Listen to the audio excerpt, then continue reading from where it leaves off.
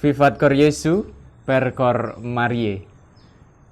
Bapak, Ibu, dan saudara-saudariku yang terkasih, sahabat Rumah Dehonian, selamat Natal 2020. Bapak, Ibu, dan saudara-saudariku yang terkasih, sebelum Natal, kita biasanya sibuk membuat kandang Natal atau gua Natal, baik di rumah maupun di gereja. Nah, di belakang saya sudah ada kandang Natal.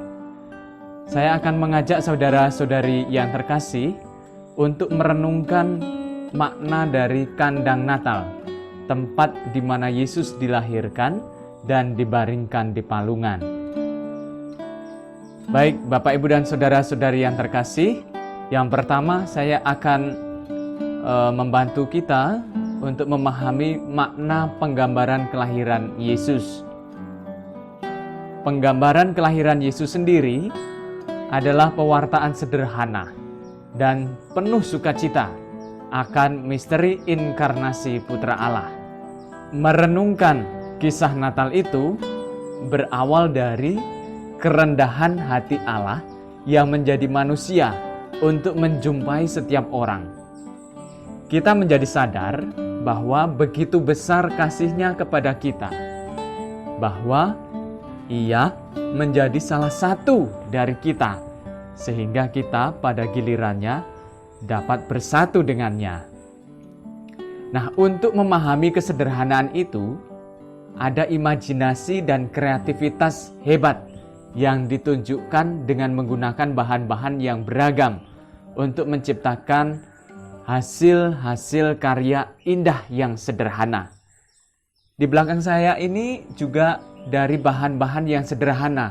Misalnya ada jerami, kemudian bekas bungkus semen yang kemudian dicat, dan ini kandang menyerupai kandang. Inilah bahan-bahan yang sederhana tetapi menciptakan hasil-hasil karya yang sungguh indah. Nah, asal mula gua Natal ditemukan terutama dalam detil-detil tertentu tentang kelahiran Yesus di Bethlehem. Penginjil Lukas mengatakan secara sederhana bahwa Maria itu melahirkan seorang anak laki-laki, anaknya yang sulung, lalu dibungkusnya dengan kain lampin dan dibaringkannya di dalam palungan, karena memang tidak ada tempat bagi mereka di rumah penginapan. Dari Injil Lukas bab 2 ayat 7. Nah, Yesus dibaringkan di palungan. Gambaran kelahiran Yesus dikenal dalam bahasa Italia sebagai presepe. Dari kata Latin praesepium yang artinya palungan. Asal-usul gua Natal yang sangat akrab dengan kita saat ini memang berawal dari Santo Fransiskus.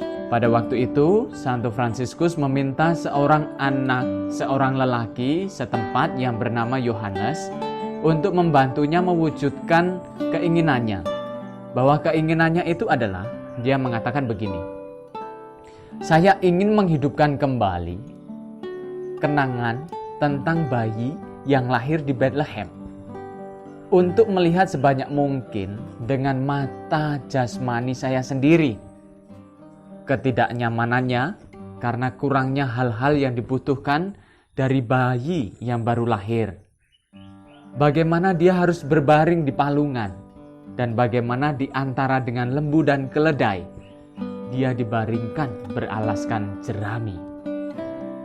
Nah, Bapak, Ibu, dan saudara-saudari yang terkasih, dengan kesederhanaan tanda itu, Santo Fransiskus melaksanakan karya penginjilan yang sungguh hebat dan membangkitkan perasaan soal rasa. Mengapa gua Natal, kandang Natal membangkitkan ketakjuban dan menggerakkan kita yang sungguh begitu dalam? Hal itu menunjukkan kasih Allah yang lembut. Pencipta alam semesta merendahkan diri untuk mengenakan kelemahan kita. Anugerah hidup dalam segala misterinya menjadi semakin menakjubkan ketika kita menyadari bahwa anak Maria adalah sumber dan penopang semua hidup. Nah, Bapak, Ibu, dan saudara-saudari yang terkasih, dalam surat apostolik Admirabile Signum dari Bapa Suci Fransiskus tentang makna dan pentingnya buah Natal. Di dalam Yesus, Bapa telah memberi kita seorang saudara yang datang untuk mencari kita kapanpun kita bingung atau kehilangan arah. Menjadi teman setia yang selalu ada di samping kita. Dia memberi kita putranya yang mengampuni kita dan membebaskan kita dari dosa-dosa kita.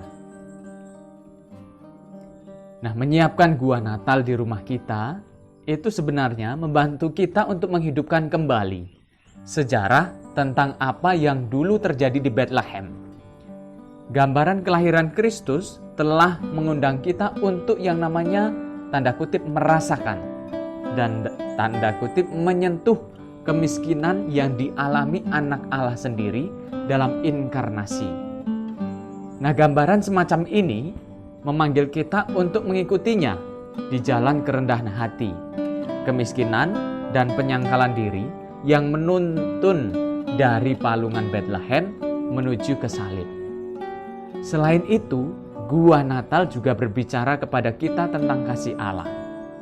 Allah yang menjadi seorang anak agar kita tahu seberapa dekatnya Dia dengan kita, setiap laki-laki, perempuan, dan anak-anak, terlepas dari apapun kondisi kita.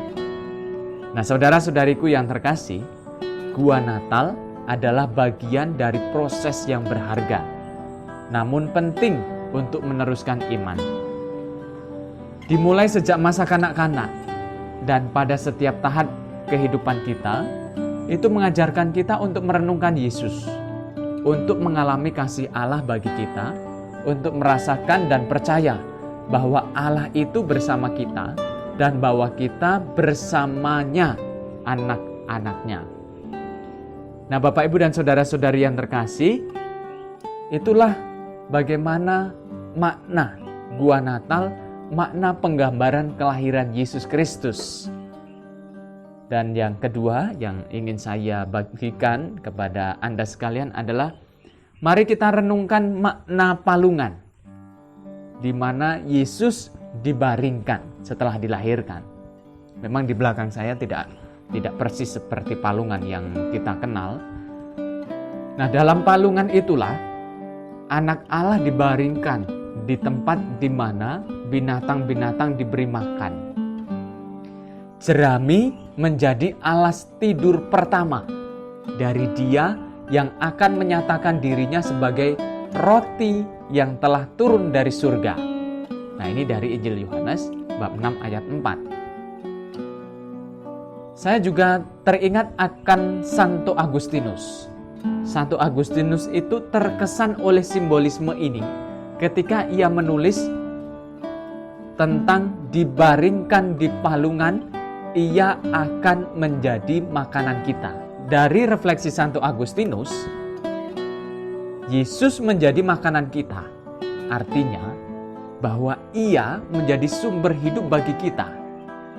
Dan makna itulah yang kita imani sebagai mukjizat Ekaristi Kudus. Dalam Ekaristi, Yesus memberi tubuh dan darahnya menjadi jaminan keselamatan kita. Kita ingat dalam doa syukur agung, inilah tubuhku, terimalah dan makanlah. Inilah darahku, terimalah dan minumlah. Demikianlah kata Yesus pada perjamuan terakhir. Yesus datang sebagai santapan keselamatan bagi segenap ciptaan. Inilah refleksi yang bisa kita renungkan, bahwa Yesus lahir di palungan yang menjadi simbol bagi kita akan menjadi makanan bagi kita. Menarik bahwa bayi yang begitu sederhana terbaring di dalam palungan hewan itu menyatukan segenap makhluk, domba dan lembu, gembala, para sarjana, serta malaikat surgawi. Kita lihat dalam patung-patung Natal, para gembala, domba, kemudian ada lembu, ada serigala, ada onta, ada para sarjana. Itulah di mana Yesus, dengan kehadiran Yesus, Yesus menyatukan segenap makhluk. Nah, saudara-saudariku yang terkasih, mari kita berterima kasih kepada anak yang adalah anak Allah dan anak perawan Maria. Seperti Santo Fransiskus, marilah kita membuka hati kita untuk menerima rahmat sederhana, sehingga dari rasa takjub kita, doa yang rendah hati dapat dipanjatkan, doa syukur kepada Allah yang berkehendak untuk berbagi dengan kita semua miliknya. Melalui refleksi dari Santo Agustinus, mari kita renungkan kembali bahwa Yesus yang hadir, yang lahir dalam palungan itu juga kemudian menjadi makanan bagi kita, makanan rohani dalam perayaan Ekaristi. Tuhan memberkati. Vivat Cor Jesu, Per Cor Mariae.